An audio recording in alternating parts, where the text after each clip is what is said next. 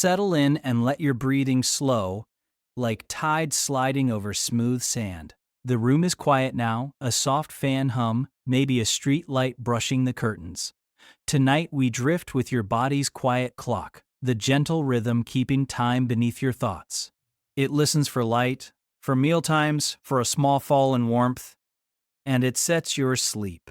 With the sleepless scientist as a calm companion, we will wander softly through how morning light says day, how an easy dinner guides the evening, and how cooling helps you float toward rest. No urgency, just simple, steady cues, a bedtime story of light, food, and temperature. If you like, close your eyes, let the words move slowly past, and we will begin. Your body keeps time even with your eyes closed. Deep inside, a small rhythm ticks on its own. A touch longer than 24 hours, like a watch that gains a few minutes each day. If no clue from outside ever touched you, that inner day would drift later and later, almost imperceptibly at first. By the second week, your midnight might arrive in the early morning, and your noon could be sliding into dusk. This is not a mistake, it is the design. Your clock can run solo, then let the world nudge it back into place. A few brave people have tested this on themselves. They lived for weeks in quiet caves, without clocks, without sunrise or sunset, just steady air and the sound of their own footsteps. Their sleep slipped a little later each day, not wildly, just steadily, proof that the human clock, left alone, likes a day slightly longer than the one the earth offers. When they returned to daylight, their timing clicked back in like a key finding a familiar lock. The world whispered, the body listened, and the rhythm matched the morning once more. At the center of this coordination is a tiny timekeeper in your brain, a cluster of cells about as small as a grain of rice. It sits just above where the pathways from your eyes cross, a quiet conductor listening for light from your world. You can picture it as a lantern keeper in a lighthouse, turning the lamp with the rising dawn, dimming it as night drifts in. This little group sends timing messages to the rest of you, your liver, your heart, your gut, your muscles, so that each one does its work at the right moment of the day. Your body is a community of clocks, not just one. Each organ has its own daily rhythm, tuning up and settling down as the hours pass. When the central keeper, the one behind your eyes, runs smoothly, the rest fall into step, like rowers pulling together. Breakfast arrives when the gut is awake.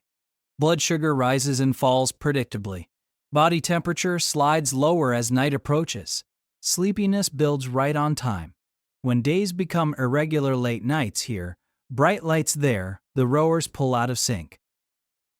You still move forward, but it takes more effort and it feels like drag. The good news is quiet and practical. Regular cues make the clock hum. You do not need perfection. You do not need strict schedules drawn on a chalkboard. A steady pattern of light and dark, gentle mealtimes, some movement in the day, a cooler evening, and the whole system calms. The rhythm is not forced, it is invited. For that invitation, light is the strongest voice. Even with your eyes closed, this matters, because your brain remembers and adjusts over days, not seconds. Think of light as the sunrise, switched soft and feeling, powerful in effect. Morning light acts like a warm hello to your timing center. It tells the brain, day has begun, please set the hands of the clock. The sky carries a signature in the early hours that your eyes are tuned to notice, whether you are thinking about it or not. Even through cloud, that signature is there. You do not need a bright blue postcard day. A gray morning sky can be many times brighter than the bulbs in your ceiling. That difference matters to your inner clock. Cells in your eyes do this work quietly. They are not focused on detail or edges or color. They care about brightness, about the softness or strength of the sky. They send a simple message along a well-worn path to that grain of rice-sized timekeeper. Morning light pushes your clock earlier, easing you toward an earlier evening sleepiness. Late night light does the opposite. It nudges the hands later, like a friend asking for one more hour, then another, until midnight grows heavier. Here is the simple idea, the gentle rule you can hold in your head. Light in the hours after you wake tends to pull your schedule earlier.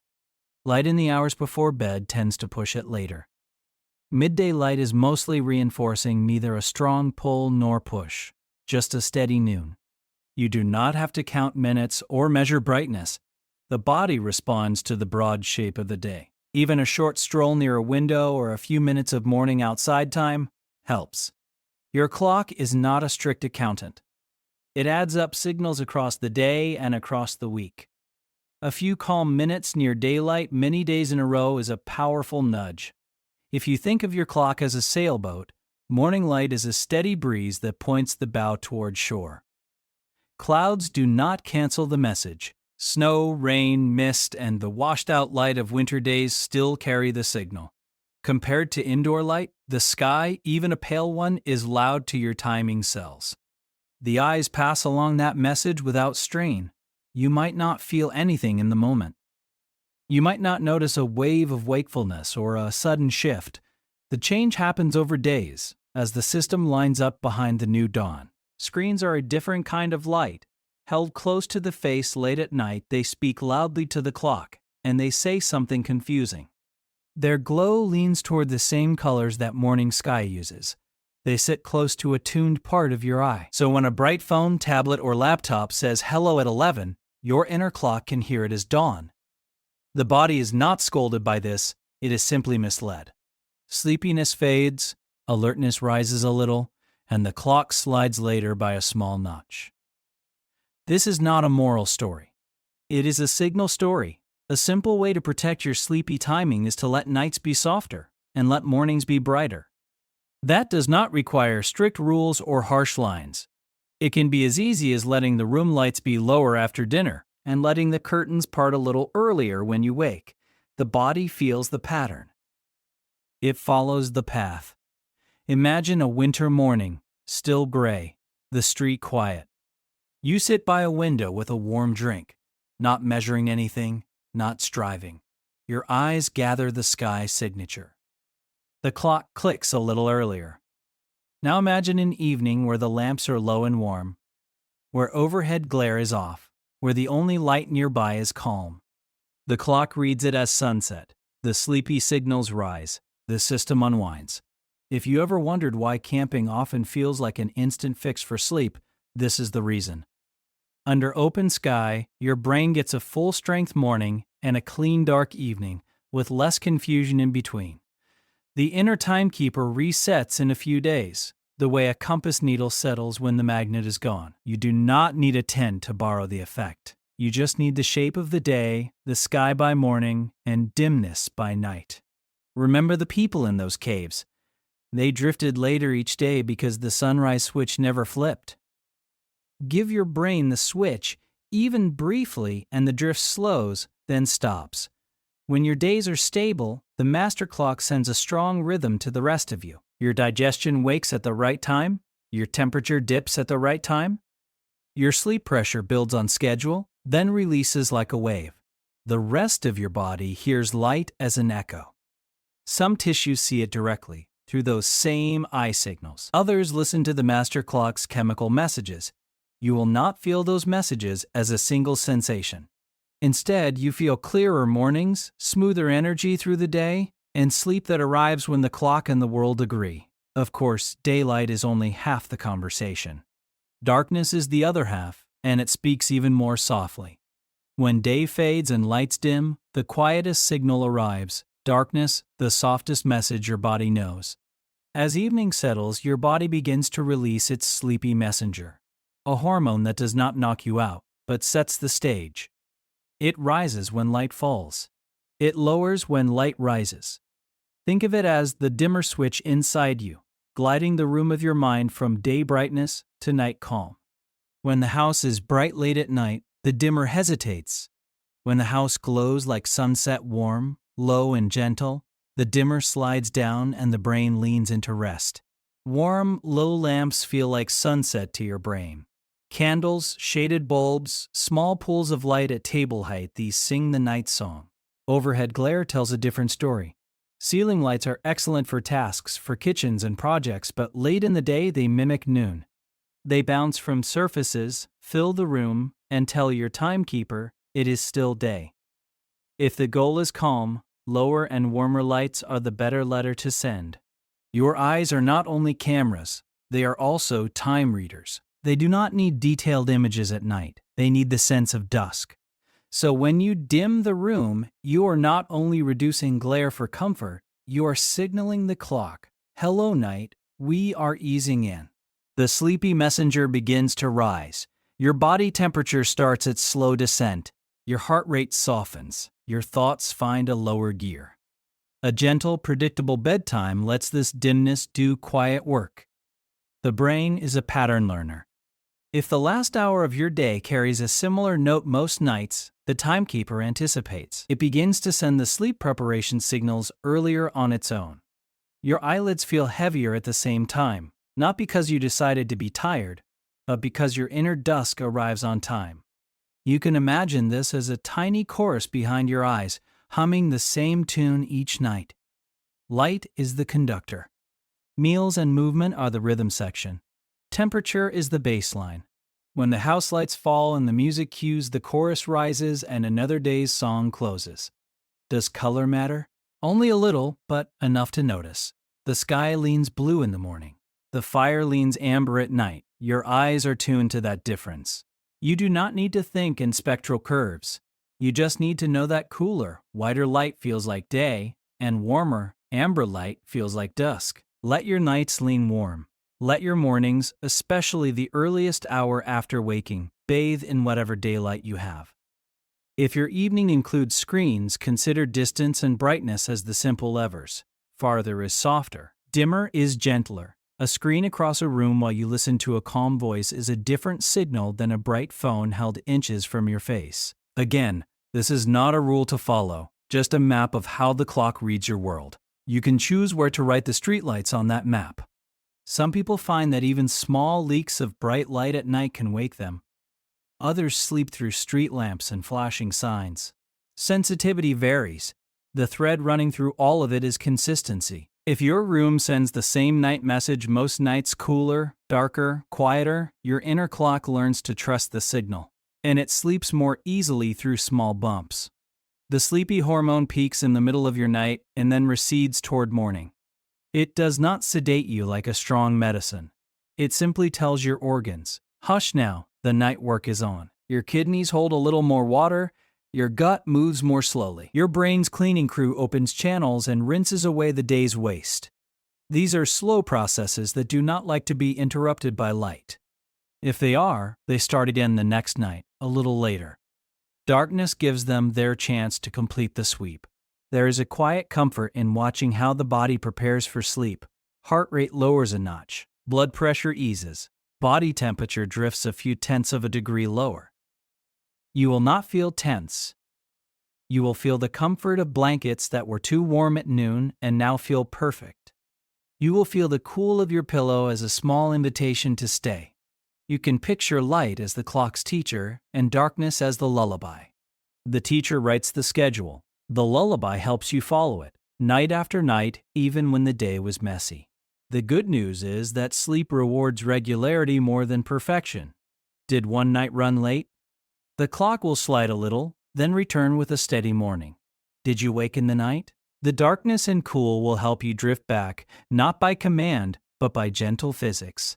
The next morning, a bright sky will lift the sleepy hormone away faster.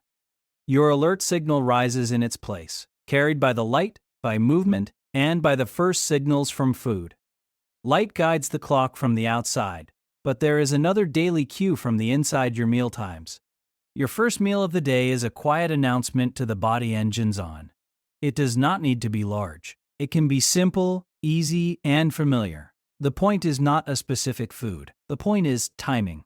When food arrives at a regular morning time, the organs that handle it set their clocks to that rhythm. The liver prepares to smooth blood sugar. The gut wakes its motion. The pancreas primes its signals. This inner chorus tells the brain, yes, it is day. Regular mealtimes help align your organs with the brain's sense of time. Imagine your body as a slow market opening and closing. The stalls need to know when customers arrive. If opening times are steady, the shopkeepers prepare in sync. If the bell rings at unpredictable hours, some stalls open late, others close early, and the bustle has a dull edge. You can eat at varied times and be fine, but gentle regularity sharpens the system. Early in the day, food supports alertness. Late at night, heavy food leans against sleep. A large dinner eaten late sends the gut into full work just when the rest of the body would like to dim. Heat is produced, blood moves to the stomach. Signals rise that say, focus here, handle this now. Sleep still arrives, but it can be lighter, more broken, with more trips to wakefulness. For many people, a lighter, earlier dinner, when possible, makes drifting off easier. The body reads the absence of late work as a permission to power down. You might notice that the sleepiest people after a feast are not enjoying deep, easy sleep. They are heavy, then restless. Digestion competes with the inner lullaby. The next day feels sluggish. This is not a warning. It is a note about timing. Occasional late dinners are part of life. Knowing how your clock reads them helps you understand why one night is smooth and another is bumpy. There is also the gentle idea of a kitchen sunset. When the last meal lands a few hours before bed, the gut finishes the bulk of its work before the lights dim. Night hormones rise into a quieter body. Your mind meets less interruption from the belly. Your heart rate can fall a little sooner. Your temperature drop can proceed without the small furnace of late digestion. You may have noticed that time zones and dinner cultures vary across the world, and people adapt. Humans are flexible. There is no single right schedule. The thread is predictable signals. In a late dinner culture, the body still finds rhythm if the pattern is regular, the room is still dim at night, and morning light is strong. If your life swings between early meals and very late ones, the body tries to be flexible, but the inner clocks pull at each other. Steady cues help them hold hands. Within the day, the gap between your last meal and bedtime can shape how easily you fall asleep. For many, a comfortable window of a few hours is helpful. It avoids both hunger that pulls you awake and heaviness that pins you down. If you do feel a whisper of hunger near bedtime, a small, simple snack can be a bridge without building a bonfire in your gut. Your body notices the difference between a quiet nibble and a feast. Hydration plays a role in comfort as well. Your kidneys slow at night to let you sleep. A very large drink right before bed can wake you when your bladder fills early. A glass of water in the morning and steady sips through the day help your system work without rushing this nighttime balance. Again, this is not a rule. It is a pattern that your body often prefers. Some people enjoy caffeine, and it is worth understanding that this familiar molecule lingers. Even in the afternoon, it can be present after dinner, whispering, "Stay awake when you wish to drift." Your sensitivity may be high or it may be low. The guideline is simple: notice how late servings affect your ease of sleep and adjust gently.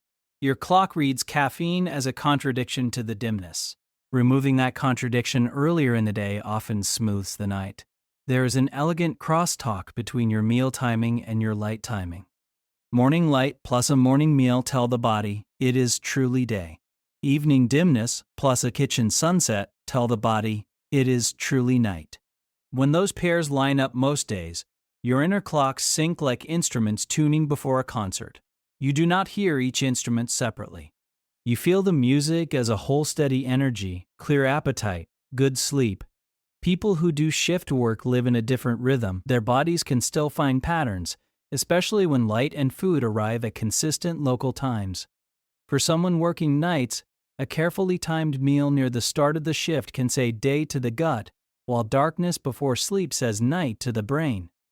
Consistency and patience become the quiet tools. The inner clock can move about an hour each day. It does not jump cleanly across the world in one fell swoop. You can think of it as a ship turning, not a car swerving. On travel days, the first morning light in the new place is the strongest reset. Eating on the new schedule adds an inner nudge. In the evening, dimness and a lighter dinner help your body recognize the night that is now yours. Naps early in the new day can smooth the edges without confusing the night. The clock adjusts gradually. There is no prize for forcing it faster. Gentleness wins here. Your organs each listen to a mix of cues. The liver notices when glucose rises. The fat tissue notices when insulin speaks. The gut notices stretch and motion. The brain notices light and routine. Together they keep good time when the cues agree. Disagreements translate into small stresses. You might feel it as heartburn when you lie down too soon after a big meal. You might feel it as early waking after a very late dinner. Align the cues and those stresses ease. Eating is also warm work. It raises your core temperature a little, which makes sense because digestion releases heat. Late in the evening, when your body wants to cool to invite sleep, this little furnace can push back. Here is a simple tool you can picture. Cozy socks warm your feet so your core can release heat and relax. A warm bath or shower an hour before bed helps you cool afterward. These help your natural temperature dip even if dinner ran later than you planned. The body feels that dip as permission to sleep. We will talk more about temperature soon, because it is one of the body's favorite lullabies. Before we go there, it is calming to pause on the quiet idea that none of these cues act alone. They are not a test. They are notes in a song. Most nights, you do not need all of them in perfect harmony.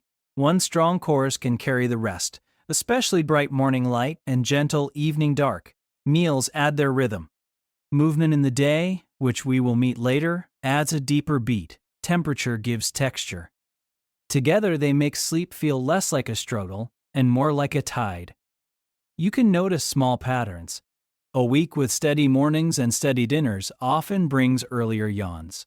A weekend of bright midnight screens and rich late meals makes Sunday night feel wired, even when you are tired. These are not moral lessons. They are maps. The map lets you wander, then find your way back with a few simple landmarks: morning sky, evening dim, a calm meal, a cooler room. There's also room for your natural tilt. Some people are larks, waking easily at dawn. Some people are owls, blooming in the late evening. Teens tend to run later. Older adults often drift earlier. You can shift your timing a little with light meals and routine, but gently. Respecting your tilt makes sleep smoother. If you are an owl, morning light is a powerful tool. If you are a lark, guarding evening dimness keeps your early sleep sweet. We will linger with these chronotypes soon. For now, you might like the image of how a regular day looks on the inside. You wake to light, your sleepy messenger fades. Your alert signals rise. Your core warms. Your gut begins its work. You move a walk, a climb of stairs, and your muscles tell the clock, yes, the sun is up. By midday, digestion slows a little, alertness hums, temperature peaks. As afternoon thins into evening, appetite softens, light fades, the dimmer begins to lower, your core cools, and your eyelids feel the weight of good timing. Sleep arrives not as a command, but as the next obvious thing.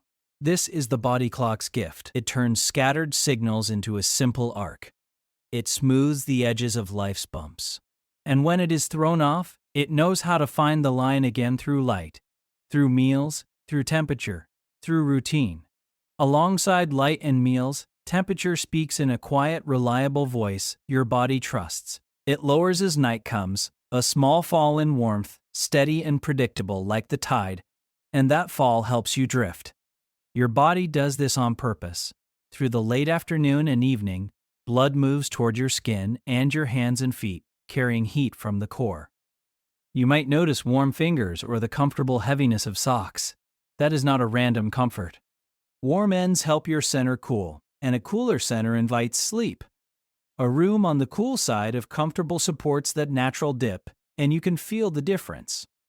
Under a blanket, the space around your skin stays cozy, while the air you breathe stays crisp and fresh. You sleep deeper when your skin feels warm and your core can release heat, both at once. Bedding acts like a gentle valve, letting your body choose its own balance through the night. A foot outside the blanket, an arm on top, those little adjustments are your built-in dimmer switch for temperature. A warm bath or shower about an hour before bed seems backwards at first, but it works. The warmth opens tiny vessels in your skin, so when you step out and dry off, heat slips outward more easily. Your core cools a little faster afterward, and the sleepy feeling arrives a little sooner. This is the paradox that is not really a paradox. Warm up the surface, then the inside lets go. You can picture steam curling away, and with it, the last busy thoughts of the day. Cozy socks warm your feet, so your core can relax its grip on heat. Thick socks, thin socks, whatever feels friendly to you, the effect is simple.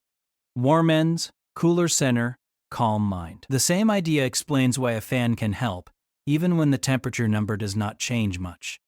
Moving air carries heat away from your skin, and it carries sound too, a soft constant that smooths the sharp edges of stray noises.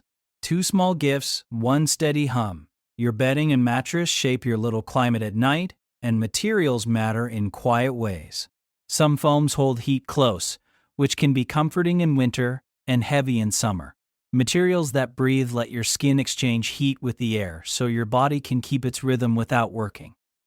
Layers give you choices, a lighter cover beneath a heavier one, ready for a hand to slide between when you are half asleep.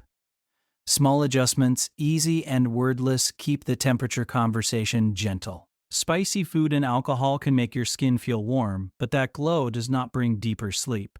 They pull blood to the surface, which feels like a flush, and they push your inner systems into busy work. Alcohol especially warms at first, then fragments the night later, nudging you toward early waking. This is not a warning bell, just a translation. If you want the sleepy heat without the restless edge, the bath and the socks are quieter messengers. Hot flashes and night sweats are their own weather system, sudden and intense. They are not imagined. They are a shift in the body's thermostat, a narrower comfort zone that triggers heat release more easily. Cooling the room, using layers you can shed quickly, and keeping water nearby turns a wave into a manageable ripple. The core idea stays the same. Help the body release heat when it wants to, and offer warmth back when the wave passes. If a storm rolls through and the air turns heavy, sleep can feel different. Humid air slows evaporation from your skin, so the same room temperature can feel warmer and closer. A fan helps by moving that air along, even if the number on the thermostat stays still. Dry air in winter has the opposite feel. It speeds evaporation, which can chill you too quickly and tickle your throat. A small humidifier, used gently, restores the middle ground where your skin and lungs relax. Exercise lifts your inner temperature and wakes your alert systems, which is helpful by day and less helpful at night.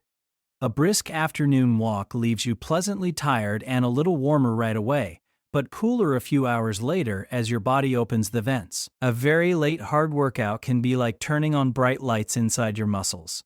It feels good, it is healthy, yet it asks the clock to stay up. If your evenings are for calm, keep the hard work earlier and let the night be slow. In heat waves, nights sometimes stay warm, and the usual cooling dip struggles to arrive. Here, small tricks become useful. A cool pillowcase rotated from the bedside, light bedding, an open window to pull in a cross breeze, a fan placed to move air past your feet, all help your body complete its gentle fall. You are not fighting the weather, you are giving your inner rhythm the tools it needs to keep time. In cold snaps, the opposite problem appears. The air bites, and your body clamps down on the skin's blood vessels, guarding core warmth. Sleep calls for warm skin and a cool center, not cold skin and a cold center. So warm your shell. Use socks, a hot water bottle near your feet, or a light blanket added at the legs. As your skin warms, your core can let go a little, and that is when the sleepy wave rolls in. Even your breathing changes temperature slightly as it slows, which helps too. Calm breathing means less heat loss through your chest and less shivering demand. You do not need a technique or a count. It will happen on its own when the other cues align. Light dims, food settles, the room cools, you tuck in, and your body takes it from there. Temperature is the bass line under the melody of sleep, steady, deep, and persuasive. Little lights in the room warm tiny patches of air and tiny patches of attention. They are not a furnace, but they are a signal. Cover them if you can, and let your night be one color, the color of dusk. Your eyes and your temperature both like the sameness. The room becomes a cave of your own making, quiet, cool, and dark, where your inner clock hums without interference. Temperature also explains one of the oldest bedtime habits. A cup of something warm signals more than comfort. It warms the hands, it warms the mouth, and it signals safety. If it is gentle and without caffeine, it sets the stage. The warmth will pass outward as you sit, and the cooling afterward will pull you toward bed. The story here is always the same. Warm the surface, let the core release, allow the dip, and sleep arrives as the next step. Morning is the mirror image.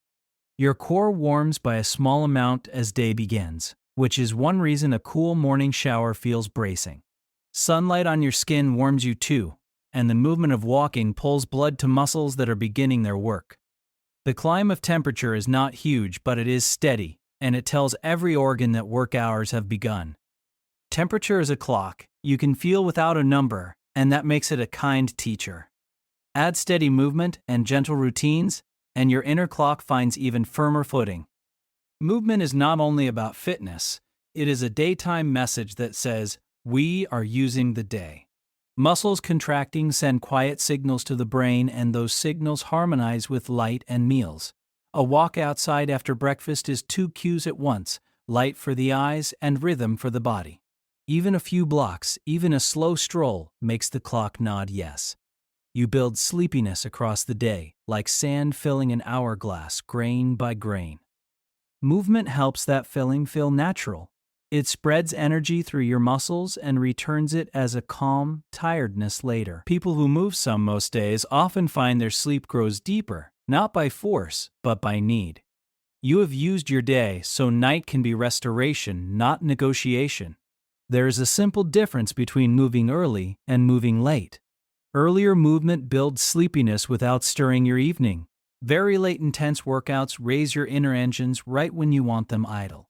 Your heart rate stays higher, your temperature takes longer to fall, and the alert signals linger. If evenings are the only time available, keep the intensity lower and let your routine do the rest. Stretch, a gentle routine, dim light, and a cool room can still glide you toward sleep. Small rituals teach your brain a repeatable path to bed, and they are surprisingly powerful. A warm light clicks on, a book opens, a cup of tea steams quietly, and a page or two passes. You brush your teeth, you set tomorrow's small tasks on a paper nearby, you place your phone far enough away that it cannot whisper to you. The order matters less than the repetition. Your timekeeper notices the pattern and moves the night signals earlier on its own. A consistent wake time anchors the day more than a strict bedtime does. When you wake at a similar hour, get some light, and move a little, the rest of the day lines up behind that anchor. Bedtime then becomes a flexible landing inside a familiar window. You will feel sleepy around the same span of time most nights, not because you commanded it, but because your clock expects it. Naps can be a useful bridge, especially when a night was short. Short naps early in the day refresh you without stealing the night. Long naps late in the day siphon away the sleepiness the night needs. If you nap, think small and early. Let the night solve the rest. You do not need to time this with a stopwatch. The feelings themselves are a good guide. Light doses are lighter, and long sprawls feel different. Notice the difference, and choose the light one when you can. Screens and work can stretch into the evening effortlessly, and they keep the mind in a reaching posture. A gentle rule that helps is distance and dimness. Move the bright things farther from your face, lower their glow, and switch to listening if you can. A voice is softer than a scroll, and the eyes can relax. That distance returns your evening to the level of a campfire, not a noon sun, and your clock responds. If your day does not include a formal workout, it still includes movement, and that counts. Climb a set of stairs, stand and stretch while a kettle warms, step outside and let your eyes meet the sky, even if only for a few breaths. The clock is generous. It adds up small gestures. You are not trying to win a prize. You are keeping time with a body that prefers rhythm to perfection. Still, not everybody keeps the same hours. Some wake with dawn and bloom early. Others find their focus rise when evening deepens. Both are normal. You can feel your tilt if you pay attention. Do you love sunrise energy, or do you write your best thoughts at night? That lean is not laziness or virtue. It is part of how your inner clock is tuned. Teens tend to run later, and the shift is real.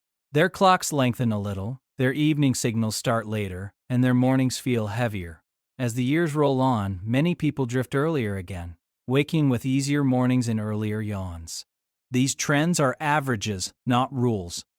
Families often contain both larks and owls under one roof, sharing breakfast at different speeds.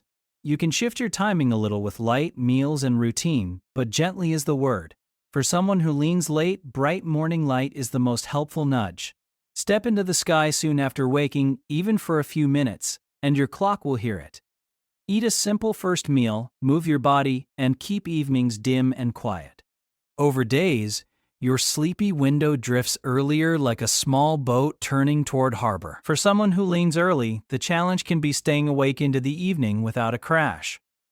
A little light later in the afternoon helps, not the bright blast of a screen at night, but a walk before sunset or a well-lit early dinner. Keep pre-bedtime hours calm, but not too dim too soon. If you dim too early, your sleepy signals may arrive so early that the night splits. Aim for a steady dusk that holds long enough to meet your desired time. Many people face a weekday and weekend shift that pulls the clock back and forth. Late nights on days off and early mornings on workdays move the goalposts. The body can flex, but it pays a small cost each Monday. A way to soften this is to keep the difference smaller. Let weekends be later by a little, not by many hours. Or wake at your usual time and add a brief early nap to smooth the morning. The clock appreciates small swings. If you live with someone whose tilt opposes yours, there is room for a truce. Shared dinners at a middle hour, shared walks at sunset, and separate wind downs in the last hour can meet both clocks halfway. Dark curtains and earplugs give the early sleeper freedom, while a separate warm lamp on a desk gives the night owl a quiet corner that does not shout morning. The house holds two rhythms, gently braided. Workplaces can also listen to tilts. If you own your time, you can place demanding tasks where your mind blooms. If you do not, you can still nudge your day. Put a walk near your hardest hours. Add morning light before demanding meetings. Keep caffeine earlier if you tend to the late side. Keep evening screens farther away if you tend to the early side. These are small tilts in service of your larger tilt. Life does not always match your tilt, and sometimes it tugs your clock out of place. Travel moves the sun beneath your feet. Night shifts move the day into the dark. Your inner clock is not rigid. It can reset, gently, with patience. After travel, daylight at your new morning is the most helpful reset. Step into the local sky as early as you can, and let the new dawn write its letters to your brain. When you travel east, your body is asked to sleep earlier than it is ready. The strongest nudge here is early local light and a steady breakfast near local morning. Avoid bright late evening light for the first days, since that would tell your clock to stay later.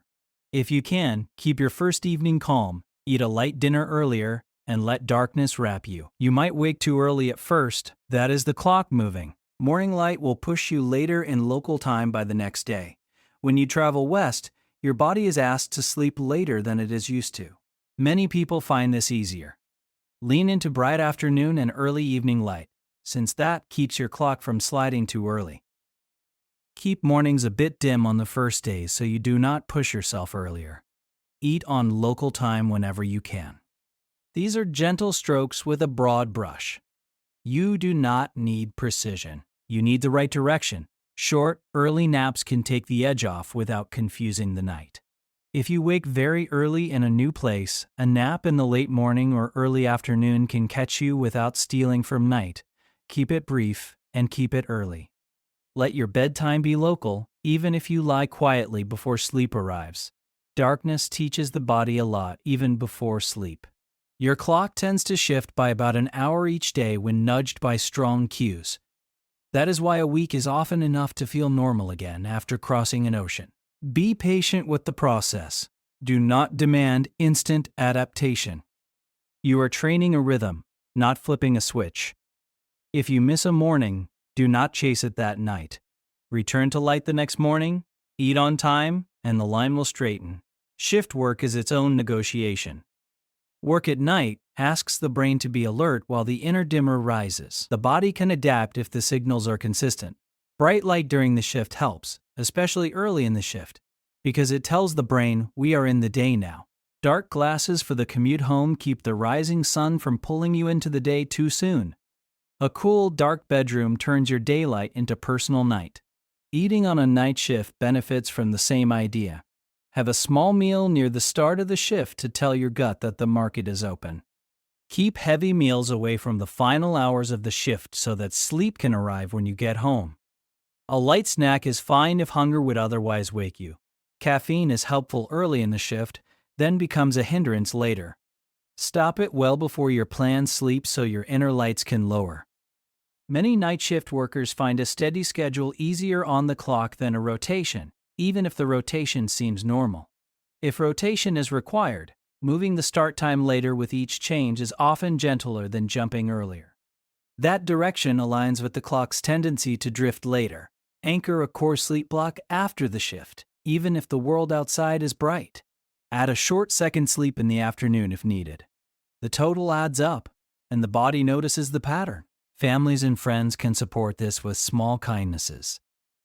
Quiet hours for the worker who sleeps at noon. Dark curtains that make a cave. A shared meal at a consistent time, even if it looks like breakfast at sunset. The clock does not judge the labels.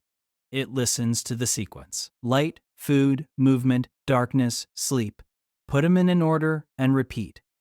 Seasons and spaces shape the signals too. The sky changes, and so can your room. Long summer days can pull your sleep a bit earlier because dawn arrives sooner and light knocks at your eyelids through thinner curtains. Short winter days can nudge your clock later because morning light is delayed and weak. You can work with both. In winter, a bright morning room helps your clock stay steady. In summer, good curtains keep the early sunrise from stealing too many hours. Cloud and weather modulate the light, yet even pale winter sky is stronger than indoor lamps.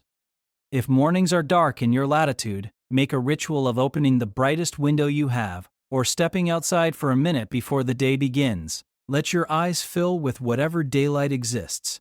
You do not need a perfect beam. You need the pattern. Your clock reads the increase from night to day, even if that increase is gentle. A quiet, cool, dark bedroom makes clear night signals for your brain. Darkness says hush to the eyes. Cool air says release heat to the skin. Quiet says you are safe enough to lower your guard. Soft background sounds, like a fan, can be a steady blanket for the senses. They mask the random noises that would otherwise pull you up through lighter stages of sleep. The exact sound matters less than its constancy. If street light sneaks around the edges of curtains or small LEDs blink from chargers on the floor, cover them. A strip of cloth, a piece of tape, a curtain that hugs the wall, these are small adjustments that add up. The message of the room becomes unambiguous. The clock loves unambiguous messages. It relaxes when the signals agree. Airflow matters too. Stale air weighs on your skin and mind. A cracked window, a quiet fan, or a vent adjusted to send a small stream across the ceiling can restore the sense of fresh. Humidity carries comfort. Too dry, and your throat prickles. Too humid, and sweat cannot evaporate.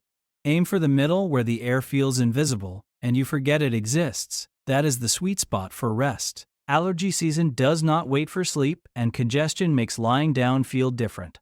Elevate your head a little, keep the room clean of dust, and wash bedding regularly. The science is simple. Lungs that move freely and noses that breathe quietly translate into fewer awakenings.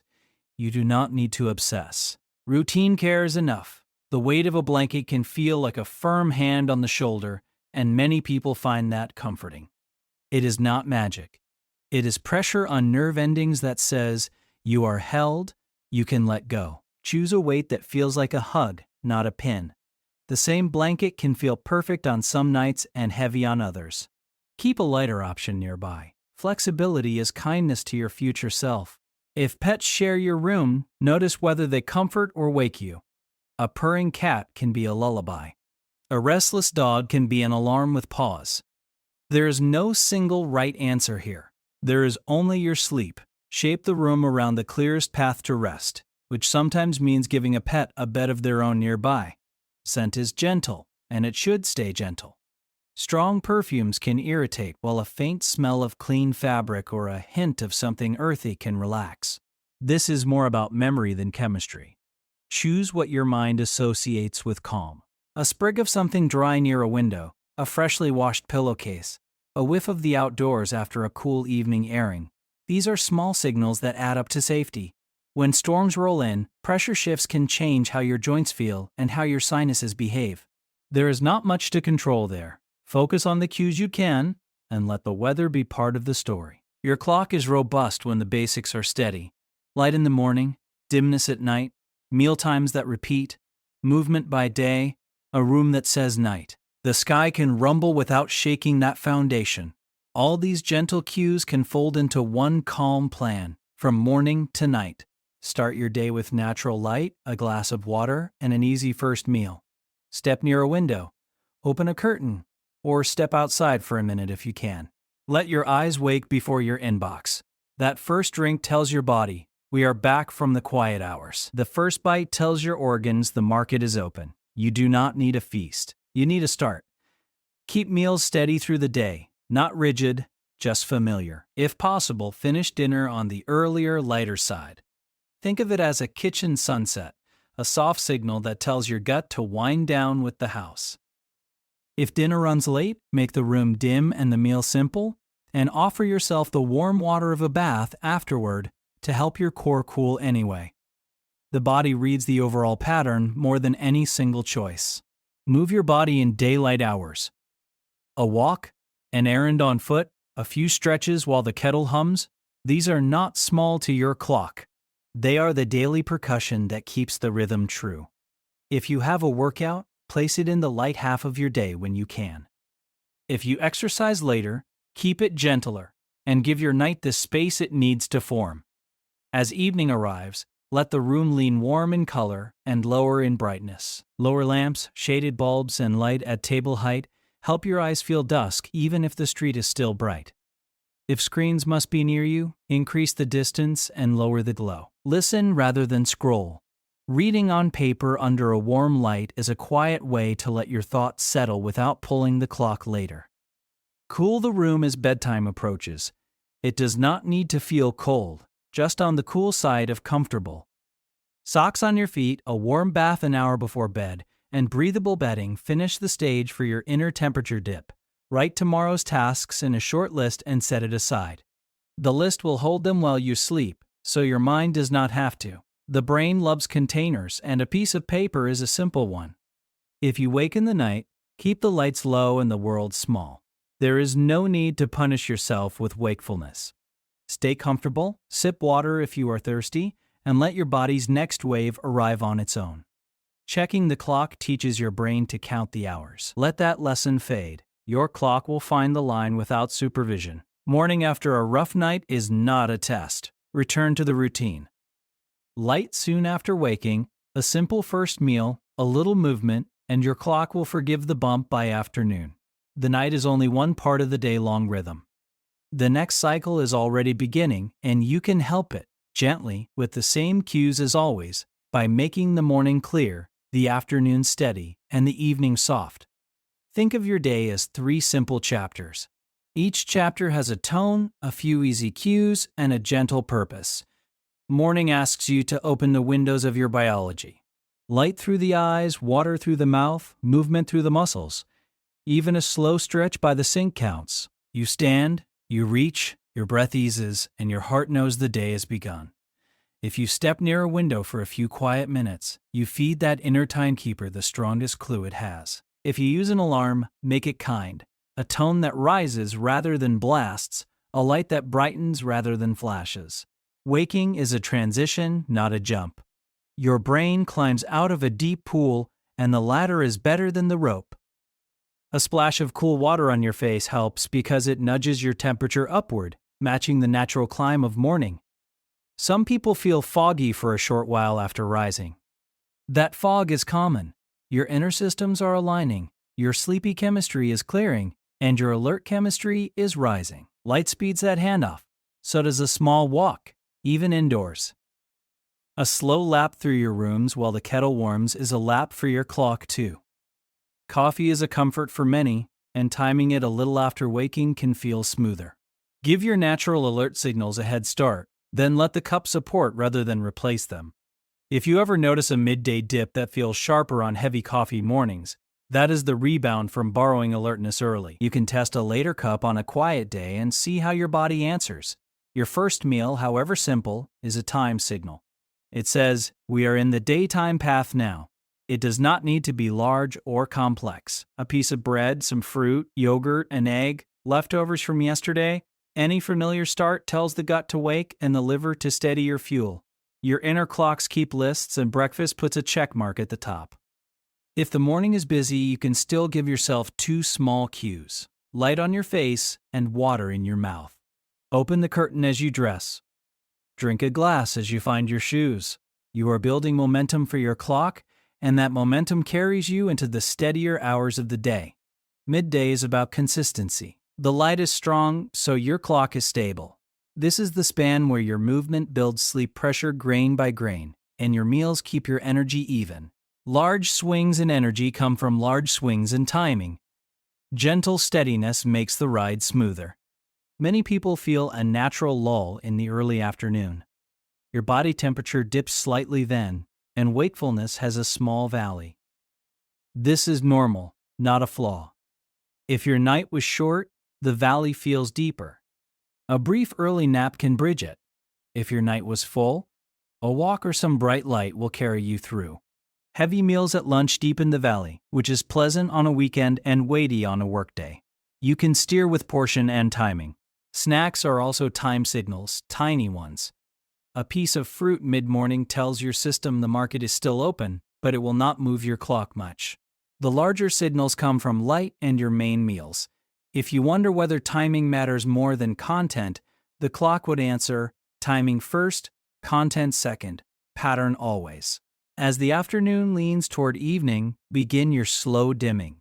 This does not mean darkness at 4. It means fewer overhead lights, more table lamps, and less glare. If you live where the sun sets early, you can be generous with light until dinner, then ease down. If you live where the sun lingers late, use curtains and warmer bulbs to craft your own dusk. Dinner is both nourishment and message. Earlier, lighter dinners leave more space for your body to cool and your sleepy signals to rise. When life gives you a late dinner, choose foods that feel simple to your gut and keep the room lean on light. You are telling 2 stories at once, one to your stomach and one to your eyes. Screens near bedtime can be friendly if they behave like radios rather than lanterns. Distance is your friend. Put the glowing thing across the room and let it speak rather than shine. Podcasts, gentle talks, music, or stories give your mind something to hold without brightening your retina. Your eyes read distance as dusk. If worries press in at night, make a tiny harbor on paper. Write 3 very small tasks for morning and 1 sentence you will revisit later. Then close the cover. Your brain can set those thoughts down, knowing they are not lost. This is not therapy. This is a shelf for your load, and the shelf is enough. Your body prepares for sleep in loops that repeat through the night. Early loops are deeper, more restorative to the body. Later loops carry more vivid dreaming. Heavy late meals and alcohol shift those loops around, trimming the deepest parts and sharpening awakenings. That is why a lighter dinner and a calmer night lead to a morning that feels new rather than used. The temperature story repeats every evening. Warm the surface, let the inside release, and the sleepy edge arrives. A warm bath or shower, cozy socks, breathable sheets, a cooler room, these are the same tools said in different words. If a late workout keeps you buzzing, lean more on these tools and on darkness. Your body will find the lower gear, just give it space. Noise is another cue, and a steady sound masks the random ones. A fan hum is like gentle rain. It fills the acoustic gaps where sudden sounds would land. If you live where sirens and voices travel late, that steady wash is a soft wall. The brain likes predictable patterns at night. It will ignore a constant hum while it wakes to a single slam. Give it a hum. Over days, your inner clock gains confidence when your outer signals agree. You may notice that you wake just before your alarm. That is your timekeeper warming you up for the day. You may notice that yawns arrive at a similar quiet hour. That is your dimmer sliding down right on schedule. These are signs of health in the rhythm, even if you are not doing anything heroic. On weeks when everything goes sideways, you can always return to the four simplest anchors. Morning sky, first meal, daytime movement, evening dimness. These add up more than any gadget or trick. The clock is old, older than cities and lamps, and it listens to those four things most. When seasons shift, your plan shifts too. In winter, your morning light may need help. A bright corner by a window, time near an open door, a short step outside with a hat to meet the cold, all bring the sky to your eyes. In summer, darkness needs help. Heavier curtains, masks that rest lightly on the face, and timers that lower lights while you unwind will give your body a cleaner night. Some people try dawn simulators, lights that grow brighter near your chosen wake time. They can help if mornings feel like cliffs. They do not replace daylight, but they can smooth the edge until you reach a window. Nighttime, the gentlest tool is often a simple lamp with a warm bulb close to your seat, so the room stays dim while your book is readable. If you rise in the night, your inner clock is not broken. Night waking can be part of normal sleep, especially in the second half of the night. Keep the room cool, the lights low, and your posture relaxed. Avoid turning bright rectangles toward your face. If your mind is busy, return to the small harbor of paper. Your body will ride the next wave down naturally. Families with children live in blended rhythms. Infants wake often for reasons of growth and hunger, and their clocks mature across months. Simple patterns help them too. Morning light near the window, gentle play by day, a consistent wind down, and a quiet, darker room at night. As they grow, their clocks lengthen. Teens, especially, tilt later for a few years, then tilt earlier again. Respecting those tilts where possible reduces battles that are actually biology. Older adults often find earlier sleep and earlier waking, and lighter sleep. Their inner clock still answers to light and routine. Strong morning daylight, a short walk, and a steady dinner become even more useful. Naps can be helpful, especially brief ones. Keeping them earlier preserves the night. Small awakenings are common. Patience and pattern keep the whole night restful, even with seams. Some bodies carry additional cycles layered onto the day. Hormonal phases across a month can shift temperature, appetite, and sleepiness. In the days before a period, core temperature runs slightly higher, and sleep can feel lighter. Cooling the room, using light breathable sheets, and keeping evenings extra calm helps. On nights that feel restless for no clear reason, treat your routine as a dock, and let the tide run without fighting it. Meals have qualities, not just times, and your body notices those qualities at night. Spices that heat the face do not help the inner cooling that sleep invites. Meals heavy with fat sit longer, and meals heavy with sugar rise and fall quickly, both pulling at sleep in different ways. A balanced, lighter plate in the evening supports the steady descent your body prefers. Late in the evening, water is relaxing, yet large drinks are loud to your bladder. A few slow sips soothe your throat and mouth. If you tend to wake early to pee, notice your last hour of fluids for a week. Moving a glass to earlier can pay off quietly, especially when combined with cooler air and a deeper first sleep cycle. You might hear about cutting out all light at night. That is helpful for your eyes and your sleepy signals, yet there is an exception for safety. If you must walk at night, keep a small light low to the ground and warm in color. Your clock reads that as firelight, not sunrise. It will whisper rather than shout. The goal is calm safety, not perfect blackness. The afternoon slump, when strong, sometimes means your night is split between early and late bits. If this pattern repeats, look toward evenings. Dimness might be arriving too early, pulling your sleepy signals downward before your body is ready to keep them steady. Try a little more light in late afternoon, a walk near sunset, and push some relaxing tasks slightly later. You are teaching your dimmer to hold its line. If you share walls with loud neighbors or a city, there are layers of sound shielding you can stack. Rugs on hard floors, heavier curtains, a bookshelf along a party wall, and that steady fan. None is perfect alone. Together, they turn spikes into murmurs, and murmurs into the background. Your body needs fewer alarms in the night, and it will give you fewer wake-ups in return. The clock keeps score across weeks, not hours. This means small improvements have outsized effects when repeated. A 10-minute morning walk each day is more powerful than one very long walk once. An earlier dinner most nights is more powerful than a strict no-food rule you cannot maintain. The body is practical. It trusts patterns it sees often. When you plan travel, you can start turning your inner hands a day or two before you go. Shift your light earlier or later by a small amount and nudge Mealtimes toward the new place. You do not need to be exact. You are simply giving the ship a small turn before you reach the new current. The actual move will then feel gentler. If your job moves your hours around, think of each block of days as a mini time zone. Give that zone your cues as if you had flown there. Bright work, lights early in the shift, a meal near the start, darkness after, and a cool room for sleep. Sunglasses when you walk out into a bright morning, steer the clock away from a premature day. Your inner clock also tracks social cues. Conversations, laughter, and shared meals say day. Quiet, solitude, and low voices say night. You can play with these gently. Save the loudest shows and busiest calls for midday. Keep your late hours quieter, even if you are awake. You are telling your brain that activity is winding down, without forcing silence where it is not possible. The rhythm of your heart speaks to your sleep as well. Stress raises it, and calm lowers it. You do not need formal practice to feel this. A slow exhale lengthens the pause between beats. A warm bath softens your chest. A gentle book absorbs the jagged thoughts your day left. These are not hacks.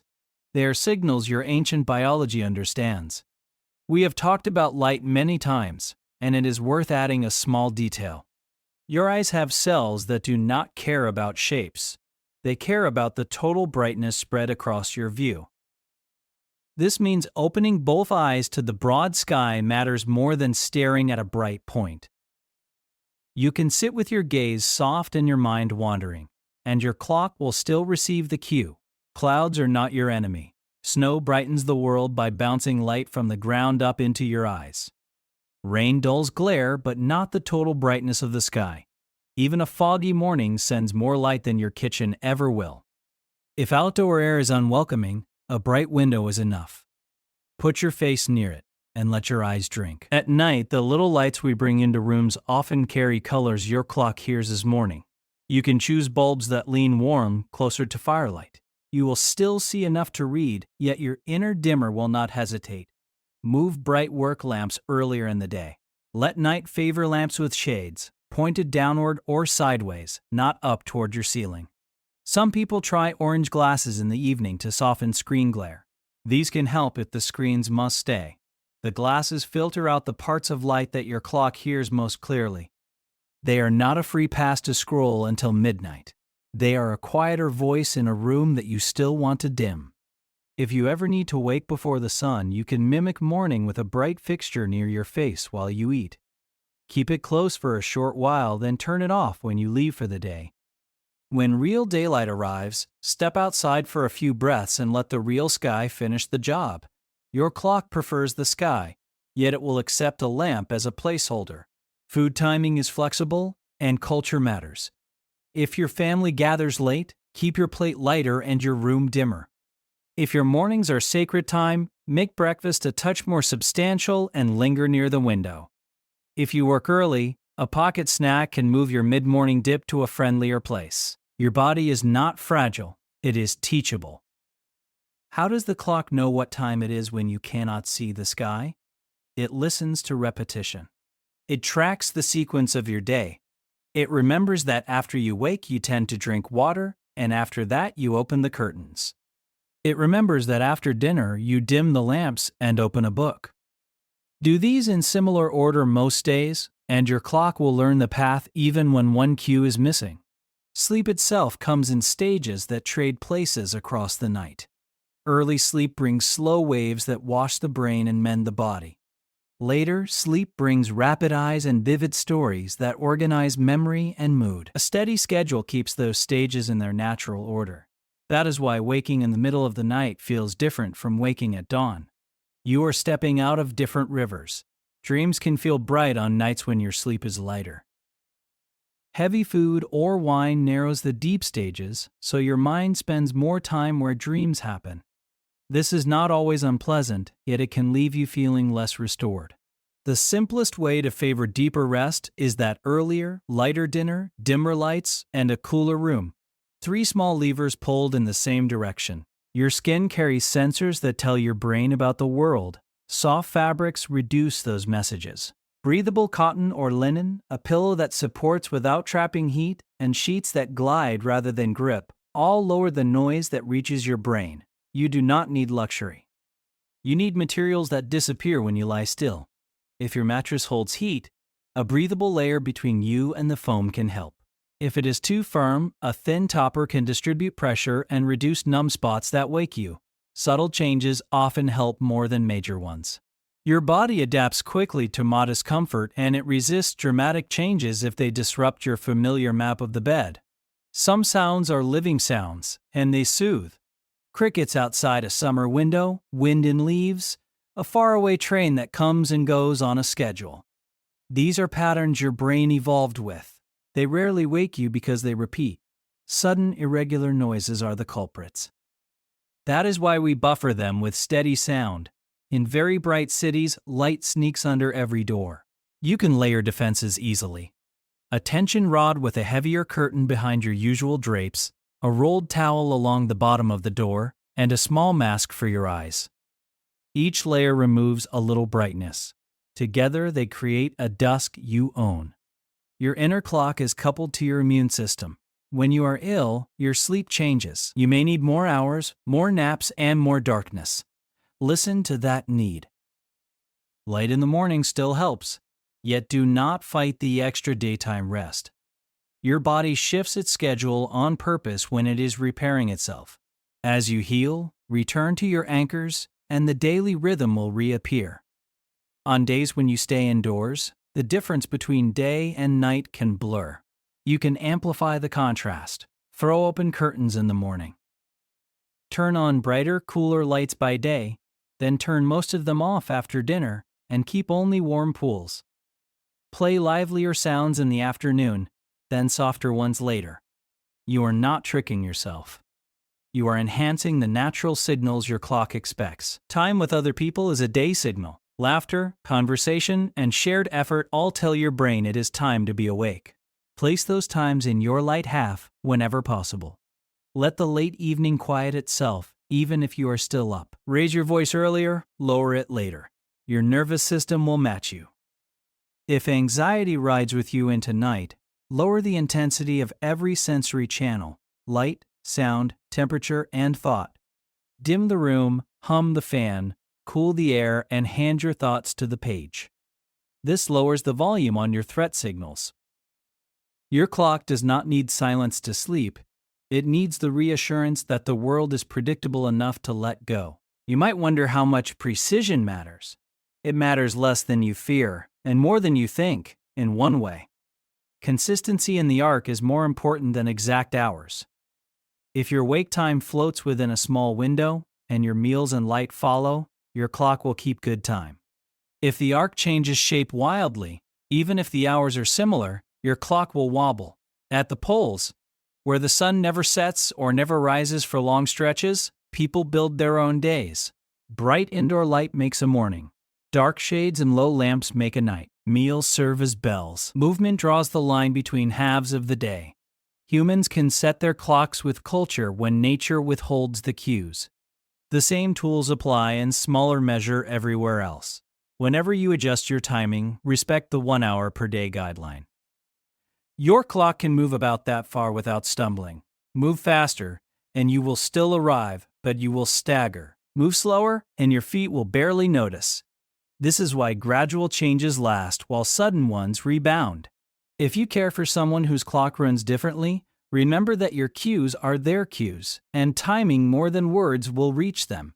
If you want a child to sleep earlier, bring more light to their morning and dim the evening sooner.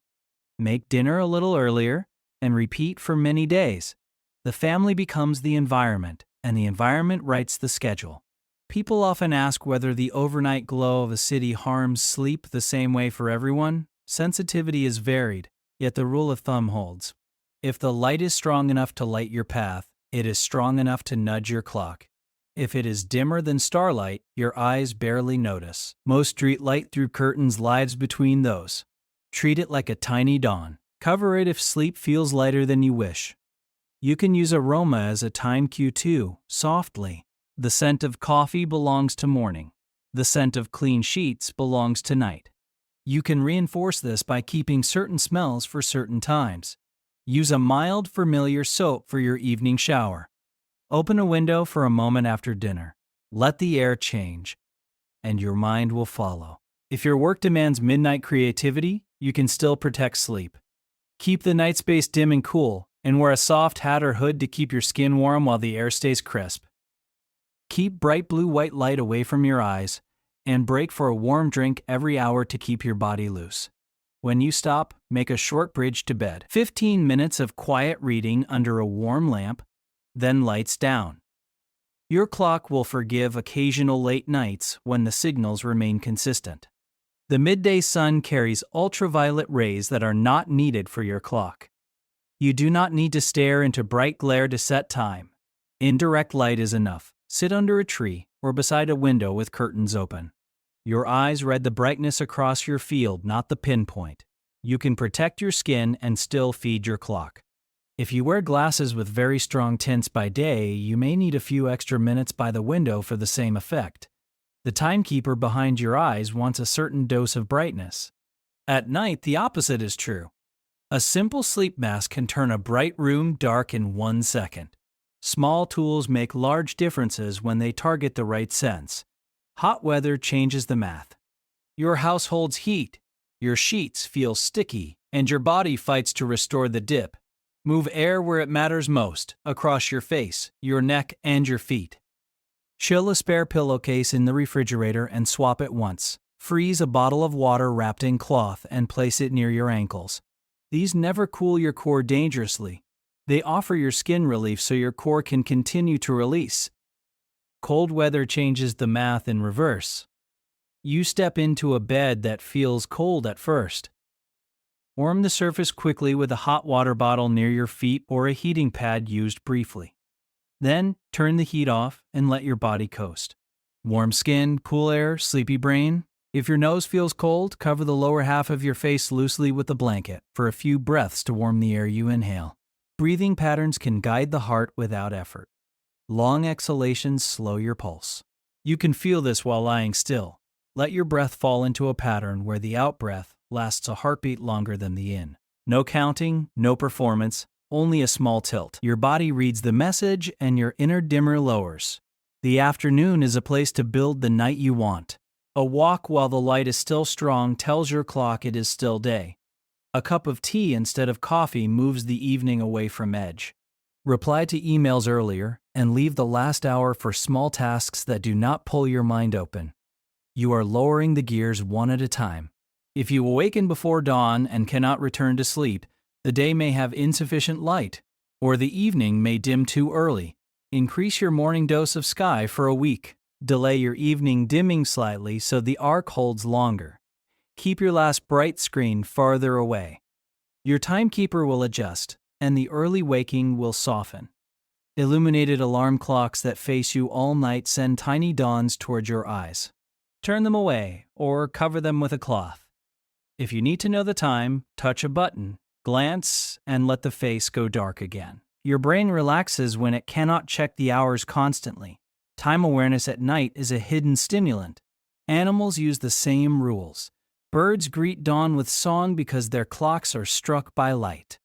Cats nap in the afternoon slump and sprint at dusk because their ancestors hunted then. Your own body's small restlessness at sunset is part of the same inheritance. If you step outside then, even briefly, you will feel the click of recognition between your eyes and the sky. Late afternoon sun is low and warm. It is a good time for a walk if you want the night to come a touch later. It is less potent than morning light, but it matters. The clock hears it as day, placed near the seam. If you use it, keep your evening dimness steady too. You are moving the whole arc, not tearing it.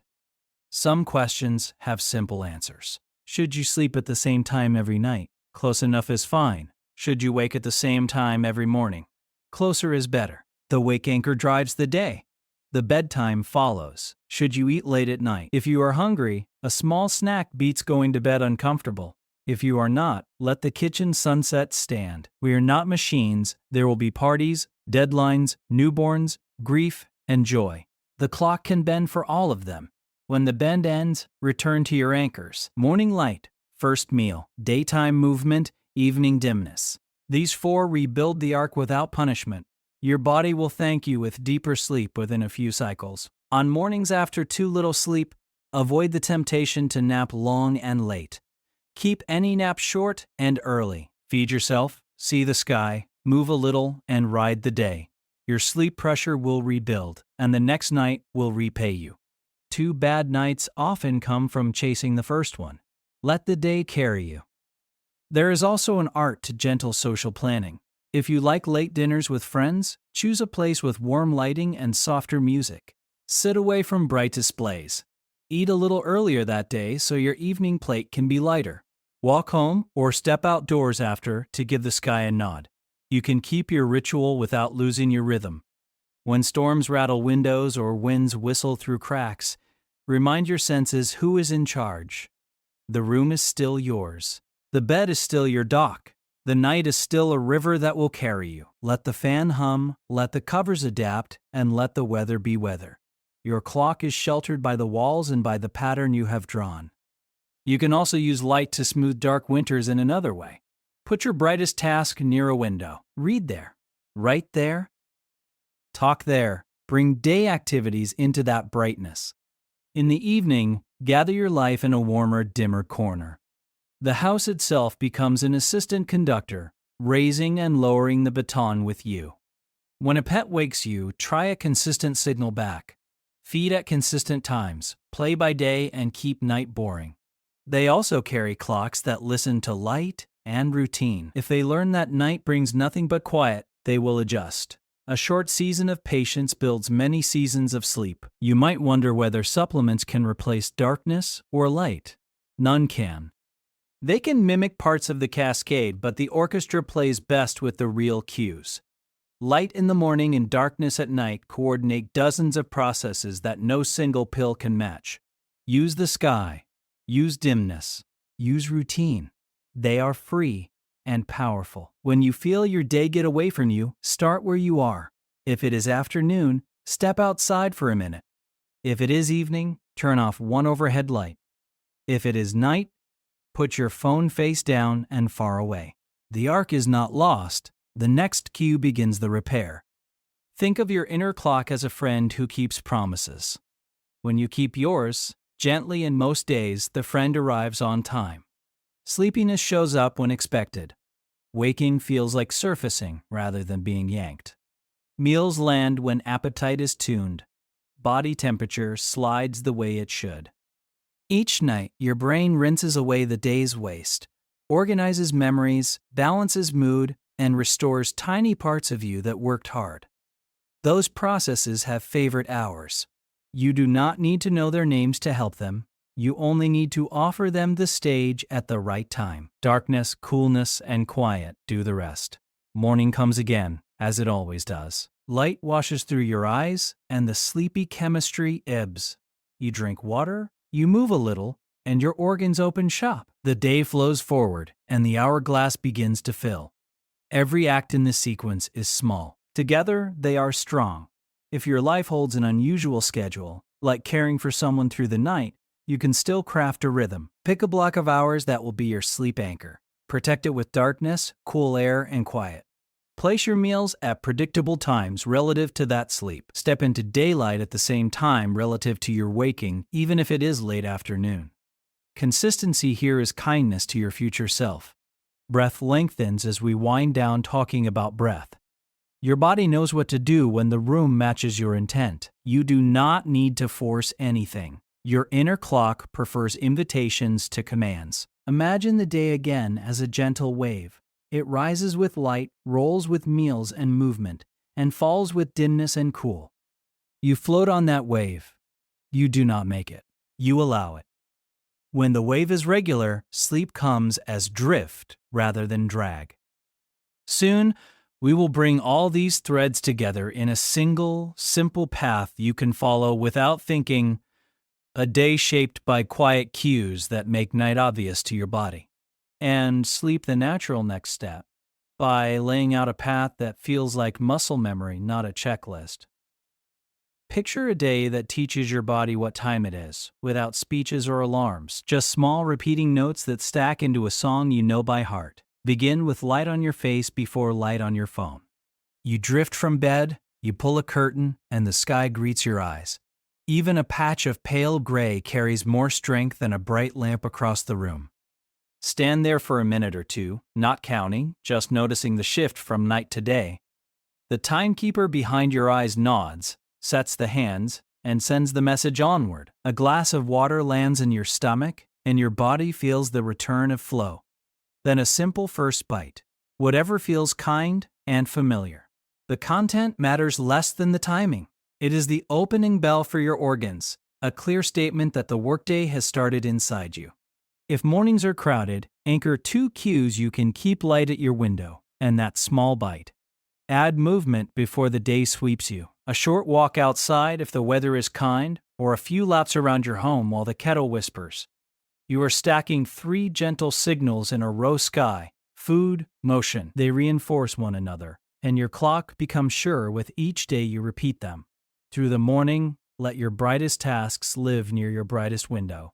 Pull a chair closer. Sit where your eyes can glance toward the sky between paragraphs. Your brain will feel clearer not because the work changed, but because your clock is receiving the day signal it expects. Even on a stormy day, that brightness is louder than any indoor bulb. Lunch comes in its familiar window, not necessarily early, not necessarily late, but steady. Choose a plate that leaves you comfortable to move afterward. The afternoon dip is real. You can respect it without falling into it. A short stroll interrupts the heavier edge, especially if you step into daylight for a moment. Your temperature lifts a notch with movement, then cools again, which refreshes you gently. In late afternoon, protect your evening by letting caffeine fade out. That molecule lingers longer than it feels, and it follows you into night if you invite it too late. Switch to water or tea without a lift. Your clock thanks you hours later when sleep feels like sinking rather than paddling. As sunset approaches, nudge the house toward dusk. Overhead lights go quiet. Lamps at hand height glow warm. Screens slide farther from your face and dim down, or they become voices across the room, telling stories without shining at your eyes. You are changing the color and the angle of the light, which matters more than you might expect. Your eyes read those cues and pass the news to your timekeeper. Dinner lands early enough that the kitchen can rest before your mind does. It does not need to be strict. It just needs to leave space for your inner temperature to fall. If the evening runs late, you can still keep it light and keep the room dim. The dimness whispers louder than the clock on the wall. Your body hears the whisper and begins to unwind. An hour before bed, bring warmth to the surface. A shower, a bath, or even warm water running over your hands while you breathe quietly. Pull on socks that feel like a hug. The warmth opens the skin, and the cooling afterward pulls you into sleepiness. This is the gentle physics we rely on. Warm the shell, cool the core, lower the lights, and let gravity take you. Keep a short notebook by your lamp. Write tomorrow's small promises down, then close the cover. That closure is a cue too. It tells your brain the day has a container, and the container is not your pillow. Let the fan hum, let the room cool, let the night be darker than the day, and let your body do what it knows. If you wake in the second half of the night, stay soft. Avoid the bright rectangle that pretends to be the sun. Sip a little water if your mouth is dry. Adjust a blanket. You are not losing sleep. You are moving through a lighter loop. The next wave arrives sooner when the room remains dim and cool. That is the simple path in one breath. But life is not one path. Let us shape this into versions for different days, without changing the core music of light, food, movement, and cool dark. If you work in a room without windows, give your morning sky more attention. Stand by a window before you leave home. Step outside on your break, even for a minute. Bring a small bright lamp to your desk for the first hour, placed to light your face from the side, not from above. You are replacing missing daylight with a clear surrogate. Later in the day, that lamp dims and your ceiling lights calm, so the evening still arrives. If your mornings must start before sunrise, mimic dawn gently. Use a lamp that brightens over a short span while you eat your first bite. Keep it close for a brief time, brighter than you think you need, then switch it off before you walk out. When real daylight appears, offer your eyes the sky. Your clock favors the real thing, but it will accept a well-crafted imitation when necessary. If you share your home with a newborn or a small child, nights are interrupted for reasons older than clocks. Protect your anchor where you can. Keep a consistent block of sleep for yourself each 24 hours, even if it splits. Keep the room dim when you wake to care for them, and keep warmth to the surface rather than lighting the room. Morning becomes your strongest ally. Step into daylight when you can, eat a steady first meal, and let your body rebuild sleep pressure through gentle movement. This phase is a tide. It passes. The anchors carry you. If you are a student with classes at different hours, choose a wake anchor that fits most days, then bend around it only slightly. Morning light and a first bite at a similar time will keep your clock from wobbling between early labs and late study sessions. On late nights, guard your dimness and your distance from screens. When you stop, bridge to bed with a short, repeated ritual: same lamp, same page count, same quiet. Your brain remembers the bridge, and it will shorten the distance over time. If you are a night owl working early, treat morning light like medicine, kind, regular, and steady. Step outside if you can. If you cannot, sit where the sky fills your eyes. Add a first meal and a short walk to amplify the signal. Keep evenings friendly but dim. Late screens pull you back into the night you are trying to leave. Push them farther away each week, and your tilt will ease earlier, 1 hour at a time. If you are an early lark living with people who run late, protect your twilight. Dim the lamps in your corner of the room. Wear a soft cap to keep your skin warm while others keep talking. Keep your own warm lamp and book nearby. When you are ready for bed, leave there bright space for your quiet one. Strong morning light will keep you waking early without waking too early, and your evening will hold longer before the dimmer slides. If you travel often, build a small kit that creates night wherever you are. A light mask that sits gently, a pair of earplugs or a small speaker for steady sound, socks that warm your feet, and a strip of cloth to cover blinking hotel lights. After you land, eat on local time and step into local daylight. If you wake too early, keep the room dark and the clock faced away. Let your eyes rest in darkness until the local morning arrives. You are teaching your inner day the new sequence without scolding it for being slow. If your home runs hot in summer, rearrange the night air. Place a fan where it moves air across your feet and face. Use lighter sheets that breathe. Keep a spare pillowcase in the fridge and swap it once. A cool touch on your cheek tells your nervous system that the environment is safe enough to release heat.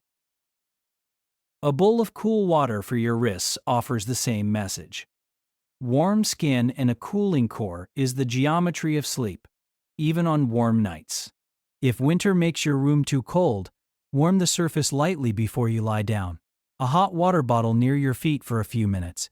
A brief burst from a heating pad, then switch them off. Let the mattress and blankets hold a gentle warmth while the air stays crisp. If your nose chills, tent the blanket loosely over your mouth for a few breaths to warm the air you inhale. Then lower it again and let your chest slow. If your days are spent indoors, turn your house into two worlds. Morning and midday rooms are bright and open. Curtains wide, lamps bright and cooler in color. After dinner, the house shrinks to corners. Lamps lower and warmer, hallways darker, overheads off. This contrast is a story your brain reads without thinking.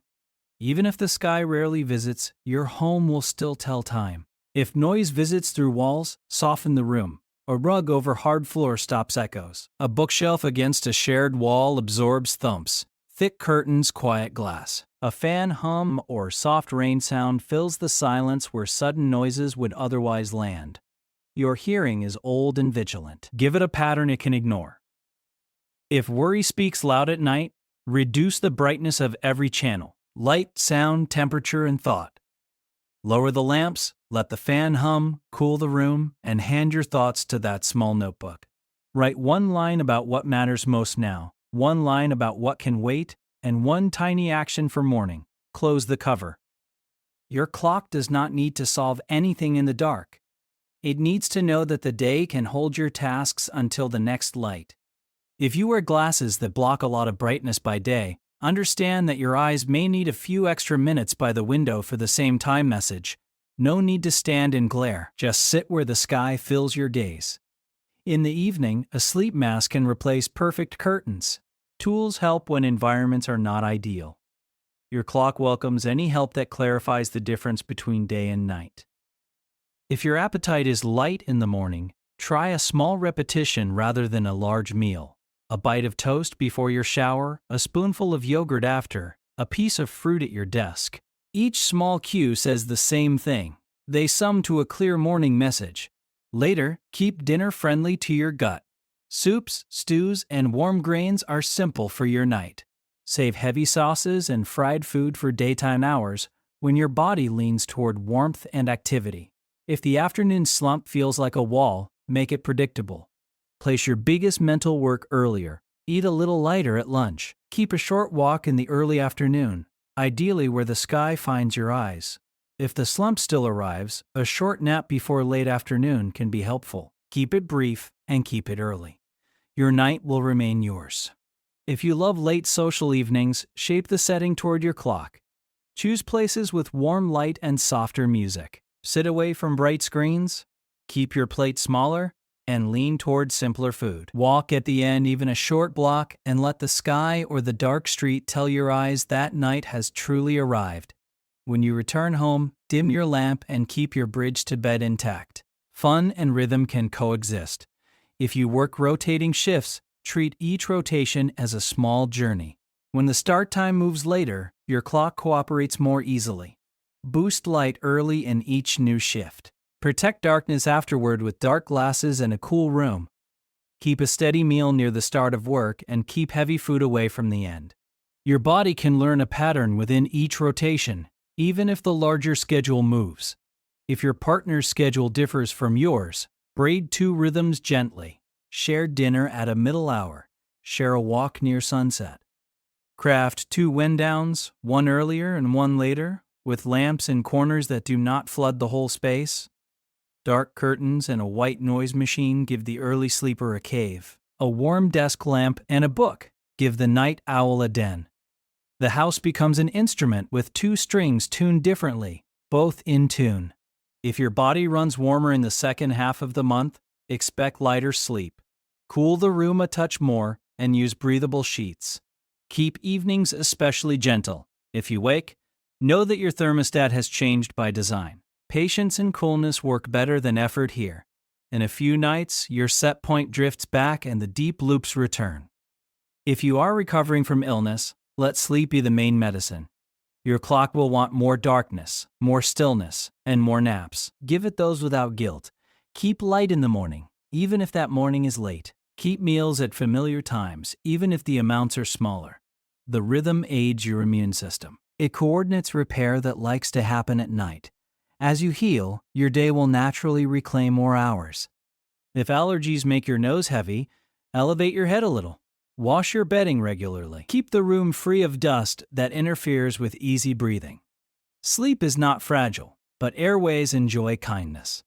Fewer sensations at night mean fewer awakenings. A clean, cool, dark room is the simplest kindness of all.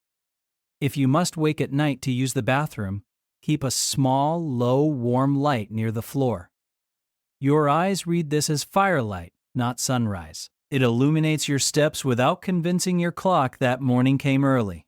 Return to bed without checking the time and let the fan hum carry you back. If you sometimes feel a sudden jerk as you fall asleep, that startle is common. You are crossing from wake to sleep, and your muscles release tension in a snap.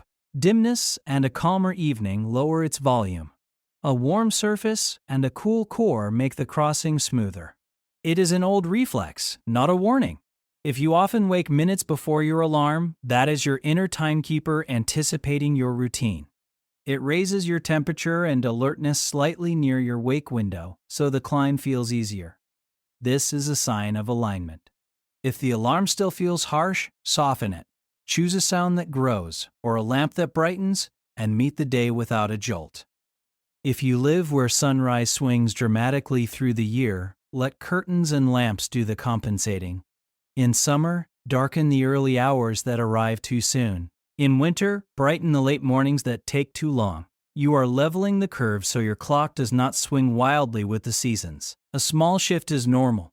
A big one is unnecessary. If you need an afternoon coffee to finish work, place it early. Midday is friendlier than late day. That drink still travels with you well into evening. If the habit is strong, try a smaller cup, then switch to tea. Observe how your night responds. Your body answers honestly when asked gently. If alcohol calls in the evening, understand its two faces. It warms and softens at first, then fragments and wakes later. If you drink, drink earlier and less, and add water. Keep your room cooler. Expect a lighter night and be kind to the next day. Return to your anchors and do not chase lost sleep with long, late naps. The rhythm repairs itself faster when you let it run. If you find yourself lying awake and judging the minutes, turn the clock away. Let minutes be none of your business. Your job at night is to keep the conditions friendly. The wave will come back often within moments of you releasing the chase. Sleep is a fish that swims towards still water. Still the pond.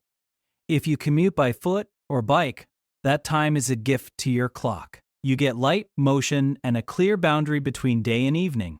If you commute by car, step outside when you arrive. 2 minutes of sky on your face after the drive recalibrates your senses and tells your body which half of the day you are entering. If you work under harsh fluorescent lights, soften your evenings more. Those lights have a signature your eyes hear as midday. Counter them with clear darkness at home. Warm lamps, low angles, and distance from bright screens. Your timekeeper will not hold a grudge. It will simply follow the stronger, cleaner signal at night. If you nap too long and your night suffers, shrink the nap. Set a gentle reminder to open your eyes, then sit by a window for a minute. Let bright light erase the nap's fog. Move a little. Your night will thank you with deeper first cycles, the ones that rebuild your body best. If you cannot change your schedule much, change the environment instead. The same wake time feels different under a sky-filled window. The same dinner feels different under a shaded lamp. The same bed feels different when the sheets breathe and the room is cool. Small material changes compound over weeks. If your skin runs cold while your core feels hot, increase surface warmth. Socks, a light cap, a blanket at the legs. When the skin warms, the core allows heat to leave. That releases the slope you slide down into sleep. Without it, your body keeps guard, and sleep skims rather than sinks. If your building has loud plumbing or creaking radiators, make their schedule yours. Expect the sounds and cushion them. A steady sound lowers the difference between silence and clank, so the clank loses its power. Your brain learns that the pattern is not a threat. If you prefer evening workouts, choose intensity with care. Gentle strength work and stretching fit the night better than sprints. If you do push hard, finish earlier and lean on warmth and darkness afterward. The temperature will fall, the heart will slow, and your inner dimmer will lower. It always does when given space. If you love a late bath, keep the lights low. The room should glow like sunset. The water should feel like comfort, not heat that raises your heart too high. When you step out, that small drop in temperature is your ally. Sit in dimness for a while. Read a page. Let the sleepy slope steepen. If you write at night, write under a warm lamp that lights the page, not the room. Keep the phone face down, far away. Keep a cap on your head if the room is cool, so your skin stays warm while your core lets go. When you finish, close the notebook. Repeat that closure each night. It will become a switch. If you use a wearable that counts sleep, use it with a light touch. Numbers can help you notice patterns, yet they can also provoke worry. Focus on the simple anchors that improve the night even when numbers do not change at once. Morning light, meals on a rhythm, movement in the day, Dimness and cool at night. Your body responds to the behavior, not the graphs. If you find yourself craving sweets late, understand the rhythm underneath. Your body is asking for an easy fuel as it winds down, but that quick rise and fall can jostle sleep. Offer something simple instead.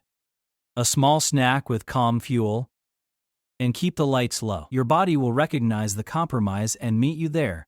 If you keep plants, water them in the early evening. Make this your dimming ritual. As the leaves glisten, your lamps are already lower, and your pace is already slower. Each plant becomes a cue, a quiet conversation with living things that sleep in their own way, leaves folding, pores closing with night. If thunderstorms flash through your window, use your mask. Your eyes cannot help but register the light. Cover them, and let the sound remain softened by the fan. Your clock hears the dark more than the lightning when you give it the tools. If you care for an elder whose sleep is fragile, bring more morning to their eyes. Sit with them by a window as they eat. Walk with them where the sky is open. Keep afternoons active within their comfort. Dim evenings sooner. The simple arc works for every age. It just needs patience and repetition. If you remember a week when camping reset your sleep, borrow the parts you can. Eat when the light is kind. Sit by a warm lamp that mimics a fire. Step into the sky after you wake and before you sleep. Open a window to let night air slip over your skin. The body does not require wilderness to remember its rhythm. It requires contrast and calm. If the moon is bright and pulls at you, enjoy it for a moment, then turn from it. The moon is a companion, but not a teacher for your clock. Your eyes read its brightness. Your brain will stay awake to watch it. A mask and a turned cheek let you admire the idea of the moon while letting your body do its night work. If you must take a late call across time zones, end it with a ritual that resets your evening. Lower your lamp. Write a single line about something you enjoyed in the day. Drink a warm, non-stimulating cup. Brush your teeth slowly. You are switching channels, giving your nervous system cues that the call is over, and the night is yours. If you feel stuck, choose one anchor to strengthen for a week, not all four at once. Pick morning light, or earlier dinner, or cooler room, or a short walk after breakfast. Notice how that one change ripples outward. Then, add a second if you wish. The clock appreciates gradual tuning. It resists sudden overhaul. If you rise in a dark season before dawn, keep your morning lamps bright only while you eat and move. Then turn many off. Save some brightness for real daylight. When the sky arrives, give it your face. Your brain will prefer the sequence fake dawn first, real dawn later, and a softer evening. If your windows face a brick wall, seek sky where you can. A rooftop, a corner by a stairwell with a skylight, a short step outside. Even a patch of blue reflected in a glass facade carries more usable brightness than you think. Your eyes gather the whole panorama. That is enough. If your room warms during the night, set a fan on a timer to start gently an hour after you lie down. Moving air sighs across your skin just when your core wants to release heat. Your body will not wake to switch it on. It will simply deepen. If you share a bed and heat collects between you, keep separate blankets. That small separation allows each of you to regulate your own shell while staying close. Warm skin and cool cores can coexist side by side. If a neighbor's porch light sneaks into your room, block its path. A darker curtain, a strip that seals the edge, a rolled towel at the base of the door, many small layers make one large difference. Your eyes only need to stop seeing the path to be fooled less by the light. If you live with a dog that dreams with twitching paws, enjoy the proof that all animals carry rhythms through the night. Let their dreams be background. Keep their night routine steady. Feed at the same times. Walk when the sky still speaks of day. Their clocks align to yours when the household plays the same song. If you wonder about the size of temperature changes that matter, think small. Your core only cools by about 1 degree. You feel the change as comfort, not as cold. The room does not need to be chilly. It needs to be a little cooler than day, with covers that let your skin choose warmth without trapping your core. If you are drawn to aroma, keep it gentle and consistent. the scent of clean linen, the hint of something herbal, the faint trace of wood. Each can be a time cue. Use one at night, not many. Strong smells wake the brain. Soft ones nudge it toward safety. If you sleep on foam that holds heat, add a breathable layer. Cotton or linen lets your skin exchange warmth with the air. If your pillow traps heat, choose fill that breathes. The goal is simple warm skin, cool core, easy breathe. If you are curious about space and clocks, imagine astronauts orbiting the world many times a day. Sunrises come again and again. They cannot follow the sky. They follow lamps and schedules, bright light at chosen hours, dim light the rest, meals on a plan, movement at the right time. Even above the atmosphere, the body listens to sequence. Here on the ground, you have the sky as your strong partner. If a big deadline keeps you up, understand that the clock forgives. Keep your late room dim, cool, and quiet. Avoid the midnight blast of a screen close to your face. When the work is done, cross the bridge you use every night. Warm light, a page, a short list, socks, the fan, and the dark. The next day, do not nap long. Let your anchors pull you. Within a cycle or two, the deeper loops return. If you wake at the same hour each night, your clock might be reading the evening too soon, or your day might be too dim. Increase morning light for a week. Hold your evening dimming back slightly so the sleepy crest arrives later. Keep dinner earlier, lighter, and calm. The early waking often softens with these simple moves. If you carry pain, sleep can fray. Temperature and light still help. Warm the area that aches while you cool the room. Use steady sound to dissolve the edges of sensation. Keep the routine shorter so it feels possible. 1 or 2 steps done nightly beat a long plan you cannot maintain. If you love gadgets, let them serve the core ideas. Set your devices to shift warmer after dinner.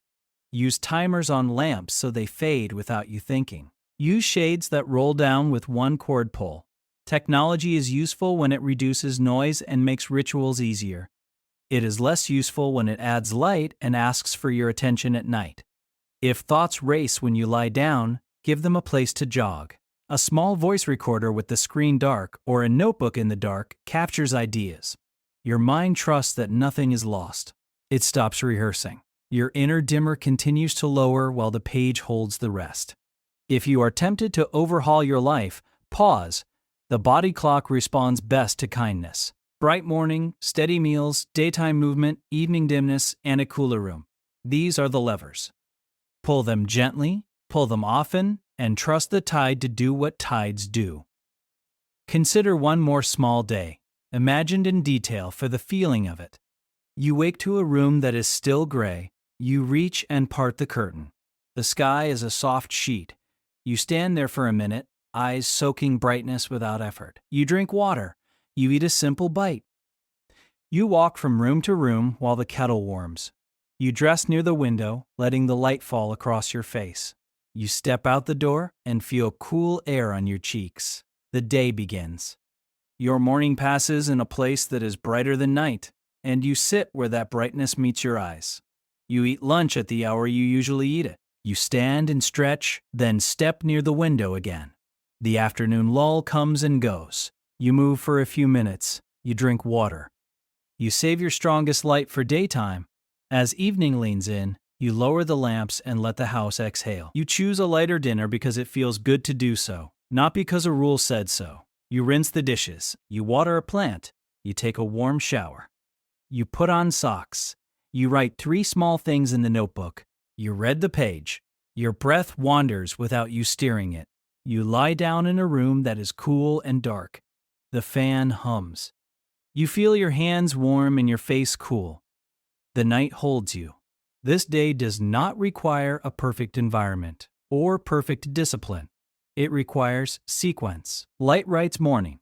Food supports day. Movement builds need. Dimness and cool invites sleep. Repeat, and your body becomes a clock that comforts you. Predictable in a world filled with unpredictable things. Notice how each piece can bend without breaking the whole. If dinner runs late, keep the room dim and the bath warm. If the weather is wild, bring the sky inside with bright morning lamps. If work stretches into night, Keep the brightness away from your eyes and close the ritual the same way. Consistency lives in pattern more than in hour marks. And when you wake tomorrow, you start again where you left off, with light on your face, water in your mouth, and a small first bite that puts a check at the top of the day's list, ready to let the next chapter of rhythm write itself, moment by moment, in the background of whatever your life asks you to do.